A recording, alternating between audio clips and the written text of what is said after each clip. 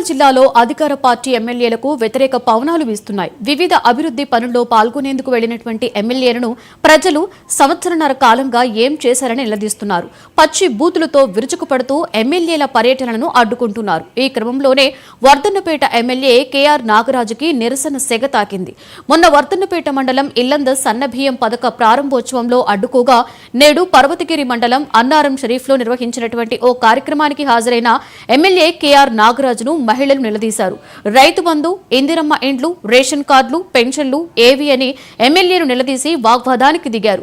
ప్రశ్నిస్తున్న ప్రజలకు MLA KR Nagaraju BRS 10 ఏళ్ల పాలనలో దోచుకున్నారో తప్ప పనులు చేయలేదన్న ఎమ్మెల్యేకు అక్కడ ప్రజలు సంవత్సరన్నర కాలంగా మీరేం చేశారో చెప్పి గ్రామాలలోకి రావాలని ఎమ్మెల్యేపై ప్రశ్నల వర్షాన్ని కురిపించారు.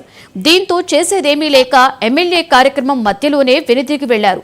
దీంతో కార్యక్రమం కాస్త గందరగోళానికి గురైంది. పోలీసులు చేరుకుని ఆందోళనకారులను చెదరగొట్టగా సమస్య తాత్కాలికంగా సద్దుమణిగింది. ఉమ్మడి వరంగల్ జిల్లా వ్యాప్తంగా ఇదే పరిస్థితి నెలకొనగా నేతలు, పోలీసులు లేకుండా ప్రజల్లోకి వెళ్లేటువంటి పరిస్థితి లేదు.